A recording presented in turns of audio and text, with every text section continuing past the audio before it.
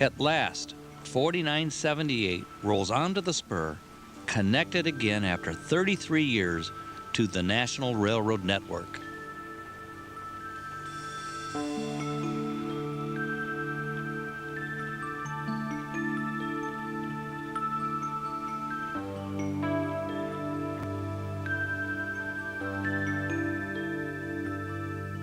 We are now entering the next phase for the movement of the 4978 to Mendota from Ottawa, and this phase has us on the railroad and the move by rail. It is a week later. It's a day that is cold and snowing. It's 7 o'clock in the morning, and the BNSF volunteer crew shows up. Conductor Pat Reed, engineer John Richards, and brakeman Ted Harrington. They are an eager crew and looking forward to doing this two-day job. On the first day, they will begin by bringing 2 locomotives, 2 flat cars, and a caboose. The purpose for the flat cars and the caboose is to provide some braking power for the train, since the locomotive will not have operable brakes, and an air hose will be strung alongside of the locomotive and connected between the diesel locomotive and the flat cars and the caboose. The 2 locomotives are required because inside the facility it is necessary to pull the 4978 out and hand it to the train that is going to take it to Mendota. After that move is made, the second locomotive is left in Ottawa. The 4978 in the train will be pulled backwards from Ottawa to Montgomery, Illinois on the Fox River line, and when it arrives into Montgomery on the main line, it will then be positioned for a westward forward move to Mendota.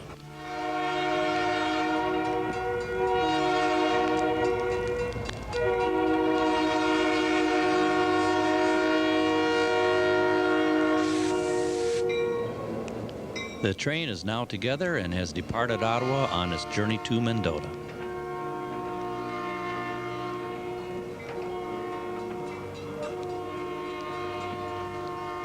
The speed was held to a cautious 10 miles per hour on the first portion of this trip in order to make sure that the bearings did not overheat. As a matter of fact, at the first station we came to was Wedren, and a stop was made at Wedren where a thorough inspection of the bearings was made. You can see the headlights coming up behind the train of an inspection vehicle driven by another BNSF volunteer, Bill Patterson. Bill is a B&B supervisor in Mendota, and he provided protection for the rear of the train on the entire trip. Incidentally, B&B means bridge and building. Here you will see brakeman Ted Harrington from the cab of the 4978 passing signals and communicating to the engineer on the diesel engine, John Richards.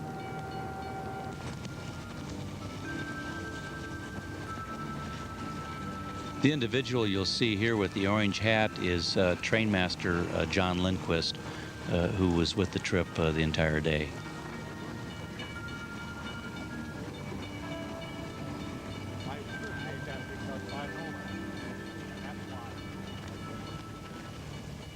Conductor Pat Reed and Ted Harrington are now discussing what their next moves will be.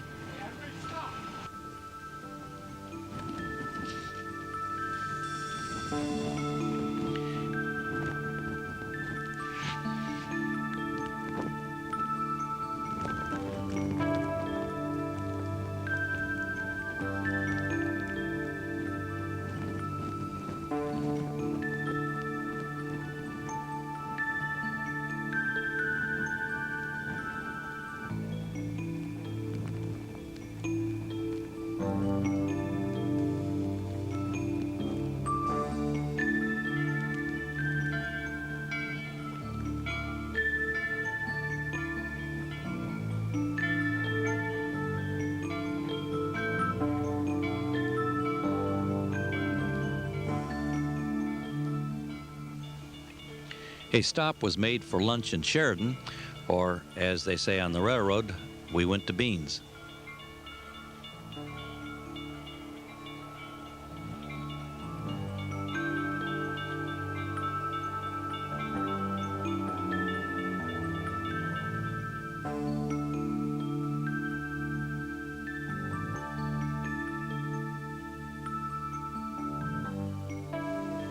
At this next road crossing, notice the contrast between the iron bell on the diesel locomotive and the classic brass bell on the 4978.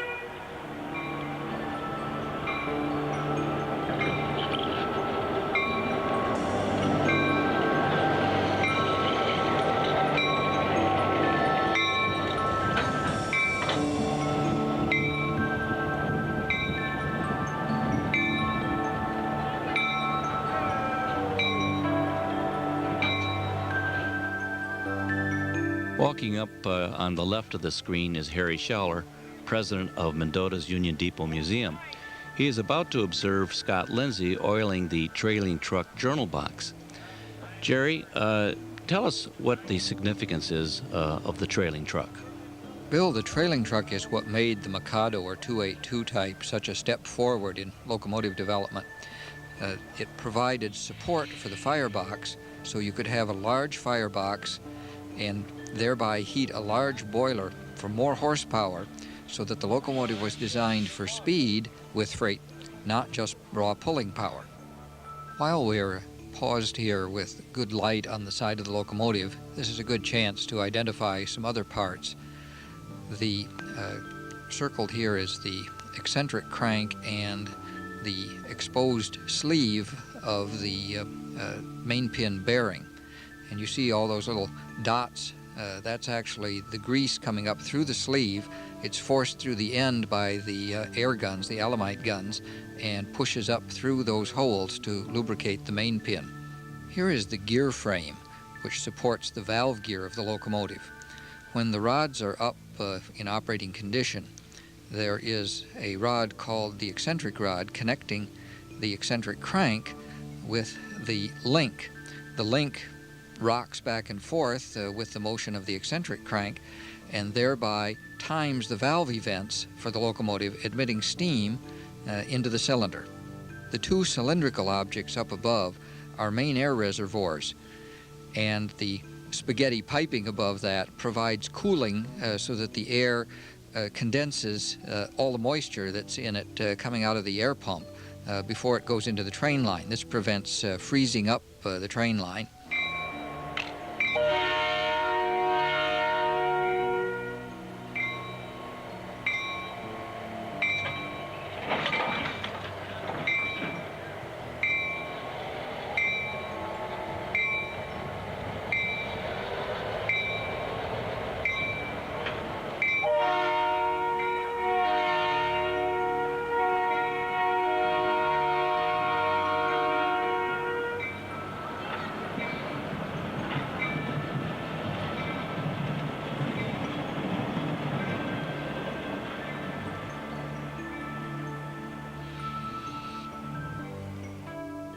The diesel locomotive pulling 4978 is a 2,000 horsepower GP38M, and it's just the same sort of medium power, all-purpose workhorse locomotive that the 4978 was in her mainline career. There were many larger locomotives than the 4978 on the Burlington, the 05 Northerns being the big example that handled the fastest and biggest mainline freights. But all the medium-sized trains, local trains that the GP38s handle today were handled by the 4978 in her era.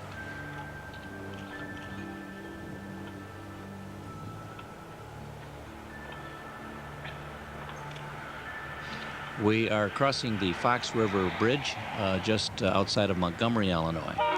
Interestingly enough, this was among the last dozen or so trips made by Burlington Northern Santa Fe crew on the Fox River branch, because the line was sold in December 1997 to the Illinois RailNet short line.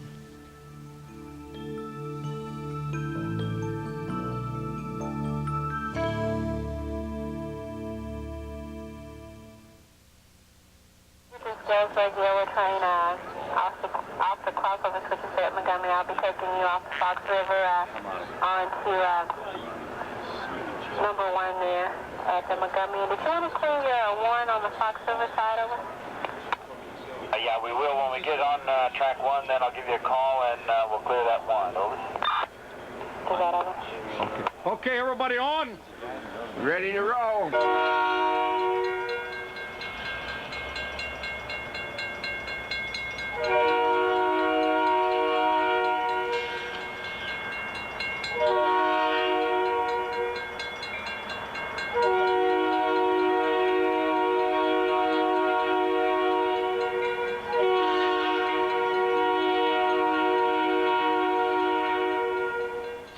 It is early Sunday morning. The air is crisp and clear. We are now on the BNSF main line headed west. The day started with some switching because it was necessary for the diesel engine to run around the train and change positions with the caboose in order to go from an eastward move on Saturday to a westward move on Sunday. 7 stops for inspection and spectator viewing were made during the next 42 miles at Bristol, Plano, Sandwich, Somonauk, Leland, Earlville, and Meriden.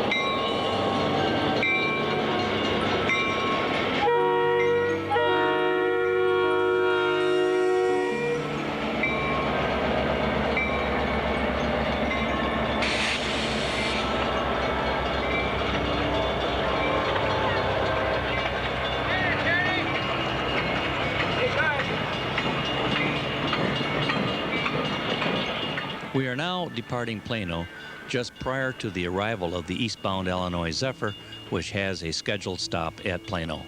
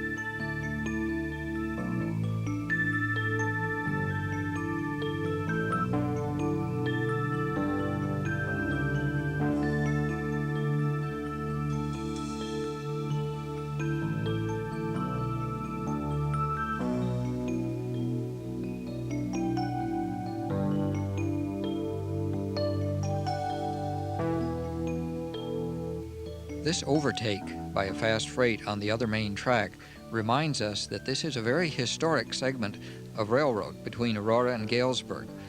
In 1901, the Burlington published a new rule book which permitted on this section only the operation of trains in either direction on either main track by signal indication only, the signals being set by operators in towers along the way, without the use of paper train orders. This was the precursor of the centralized traffic control in use on heavy-density main lines throughout the world today.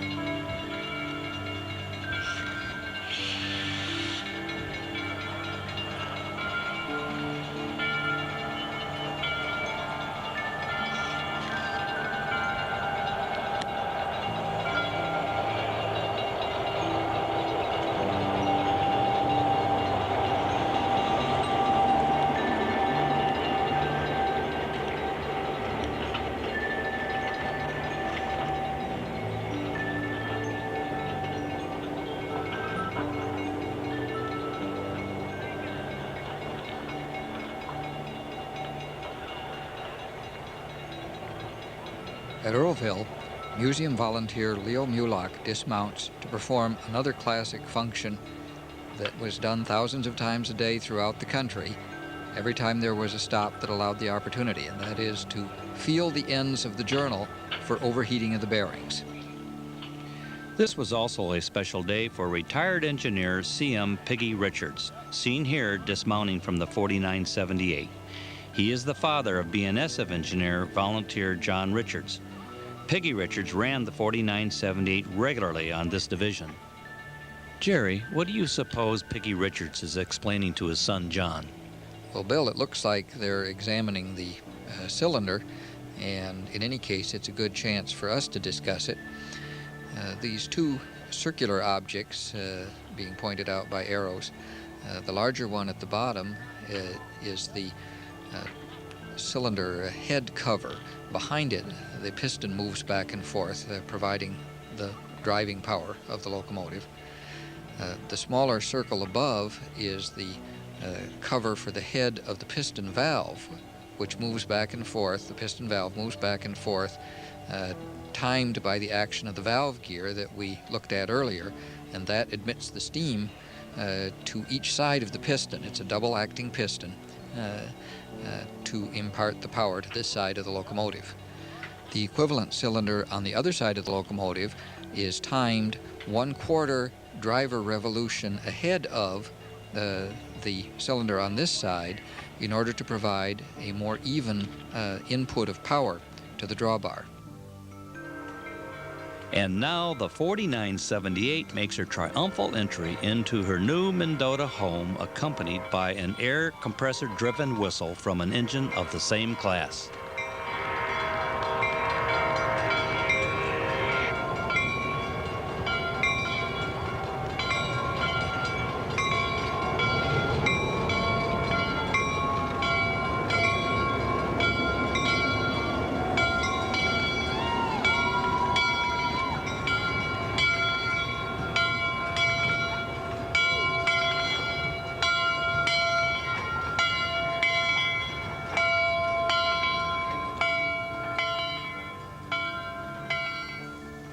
Train sheets from Mendota's icy tower in 1952 show 4978 regularly working in and out of Mendota on a local from Galesburg.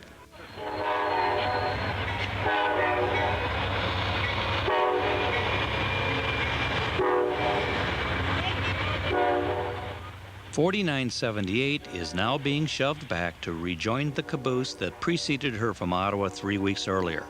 Thus begins her new life as the star exhibit at Mendota's Union Depot Museum. Okay, John. About 1.5 foot your hammer. You got about 18 inches there to play